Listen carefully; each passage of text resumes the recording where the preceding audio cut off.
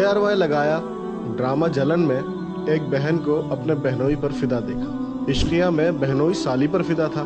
پھر جیو لگایا ڈرامہ دیوانگی میں باس اپنے ملازم کی بیوی پر فدا تھا۔ ہم ٹی وی لگایا ڈرامہ پیار کے صدقے میں سسر اپنی بہو پر فدا ہے۔ دلربا میں لڑکی ایک ساتھ 5 افراد کے ساتھ عشق فرما رہی ہے۔ کیا یہ ہمارا کلچر ہے یا پھر یہ رائٹرز، پروڈیوسرز، ڈائریکٹرز کے اپنے گھروں کا کلچر ہے؟ یہ ان کے خاندان کا کلچر ہے۔ اسلام اخلاقیات کا درس دیتا ہے اور یہ حرام کاری کا چال چلن اور ترغیب دے رہے ہیں۔ آئیے ان حرام خوروں کا بائیکاٹ شدت سے کریں اور اس ویڈیو کو وائرل کریں۔ میری سمجھ سے بالاتر ہے۔ پاکستان میں رہنے والا سفید پوش اور عزت دار بندہ کیا اپنی ماں، بہن، بیٹی، بیوی اور بہو کے ساتھ ایسے ڈرامے دیکھ سکتا ہے؟ کیا یہی تھا اقبال کا خواب؟